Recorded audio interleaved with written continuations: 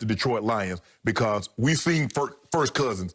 When they tried to put the ball in his hands, Skip, about 10 interceptions. So they said, you know what, Gary Kubiak, who was my offensive coordinator, who was my backup quarterback when I first got to Denver, Skip, he's like, you know what, we're going to run this, and we're going to play action pass, and the guy's going to be wide open, and so we're going to minimize your involvement in the offense, Kirk. Hope you can understand that. Because guess what, Skip? He wasn't in Washington, right? With Mike Shanahan. You don't think Gary Kubiak called Mike Shanahan and Kyle Shanahan says, okay, guys, what's this guy's strengths and weaknesses? How do I call a game plan for him? They've given him the blueprint. They've seemed to be taken off. Alvin Kamara, Skip, he's been unbelievable because it seems to me that when he plays well, the offense flourishes. And it's not like, Skip, he's not a guy that's going to average 100 yards rushing. He's not going to be a running back like say like a Dalvin Cook, like a Derrick Henry. That's not what he is. He's an all-purpose back. You throw it to him, you catch, you hand it to him, you pitch it to him. He can do so many different things, and he's slippery, he's slithery. I mean, he gets through. Look, I'm like, man, they got him for 1 yard. Next thing you know, he's 8 yards and on the ground. So for me, I say he has the only thing, if Dalvin Cook had a winning record, I would put him ahead of Alvin Kamara. But because he's 3-5, and he's going to have to probably get this team in the playoffs, Skip, to win this, because he's on pace for 1,800 yards. He's played one fewer game, and he has probably like 7, 8 more yards, scrimmage yards. But right now, I would go Kamara. But that guy in Kansas City, he might take sweepstakes.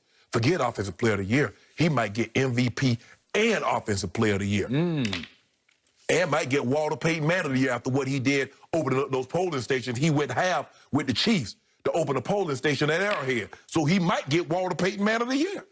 Really, really sweepstakes. Okay, let's go back to the premise of what we're about to debate here. According to my man, Jim Trotter, friend of mine, does an extraordinary job of covering this league and has for years and years. Congratulations to him. But his point here is that someone other than a quarterback deserves an offensive award if the MVP goes always to a quarterback. Unless you have an Adrian Peterson type season. Okay, but then we need to differentiate and rename what we're talking about here the non-quarterback player of the year, okay? But it's not the non-quarterback. It's just called offensive player of the year. It's kind of like the Heisman, Skip. More times than not, the Heisman's going to a quarterback. Okay. And then he makes his case for Kamara, saying he's pretty much carried the Saints offense after Michael Thomas went down, and Kamara has a chance to break the league's single-season record for receptions by a running back. Well, obviously he does, because guess what, ladies and gentlemen? Without Michael Thomas for 6 games and Emmanuel Sanders for 2 games in targets, Saints targets, Kamara has 72 targets. Next on the list is Emmanuel Sanders at 44. He is more of a receiver than a running back. He's averaging 59 rush yards a game. Dalvin's up at 123 a game. So Dalvin's doubled him, okay? He catches. He can really catch. Does that make him a great receiver in and of itself? No, it does not. He ranks 20th in the league in receiving yards, okay? So you can't say, gee, he's a transcendent receiver who happens to be called a running back and carries the ball some. No, that's not what's happening. They were stuck. So without their 2 best pass receivers, they flip it to him a lot. Yes, they do. It's why Drew Brees is leading the league at 74% completions, okay? Now, here's my point about this. If Mr. Trotter's going to make the case to me that Kamara should be the offensive player of the year because he has carried the Saints, you know who's not getting near enough MVP love right now? It's that old man quarterback playing for the Saints, 41-year-old Drew Brees. We don't hear his name at all in any MVP talk. What has he done?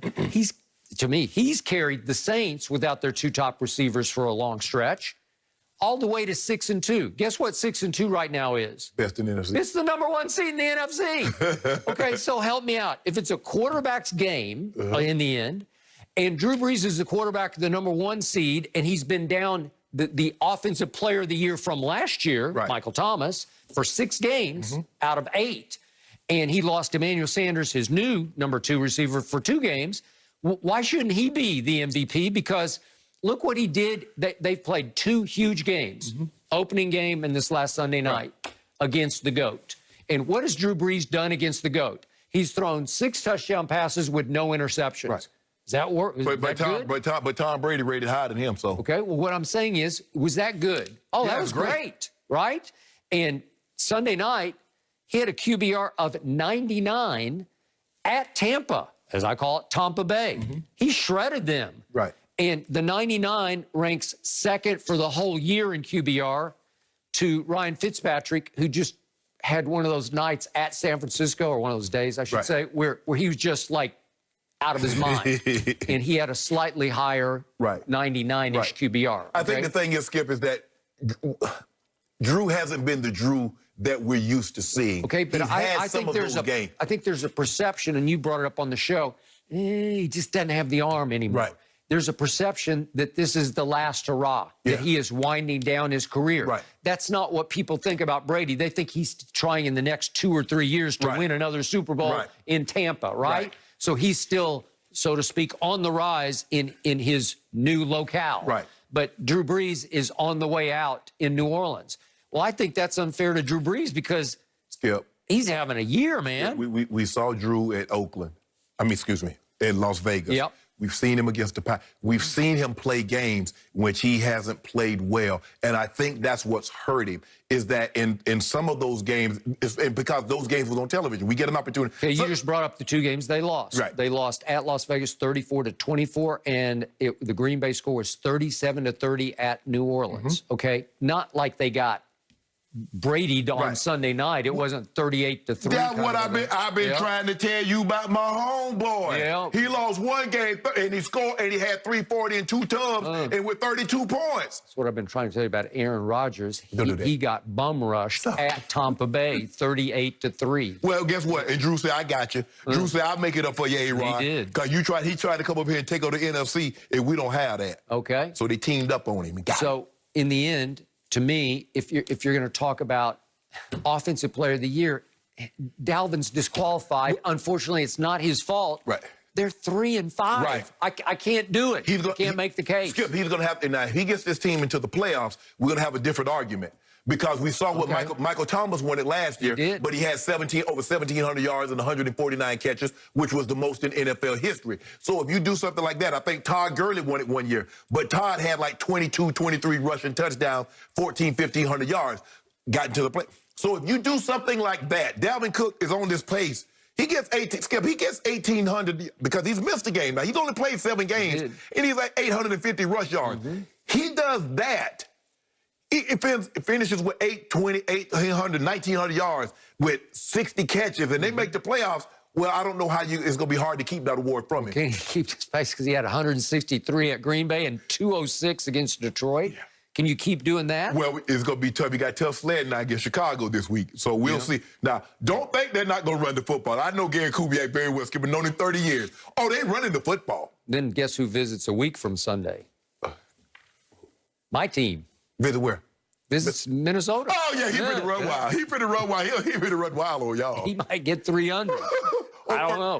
First Cousins? First Cousins might be dealing against y'all. He dealt against us last year. Should we do like a viewing party, hang out together, watch the game? Maybe, you know. Thank you. So, the Cowboys play Minnesota? I think that would be great. The Cowboys play Minnesota? Oh, yes. No. He about to break the record. He about to break Adrian Peterson's record. I just said. I'm going to make sure you know it and you hear about it from me if that is the case. Can I get 2 cases right now? No. Come on, Skip. I need 2 cases of something else to get through the game.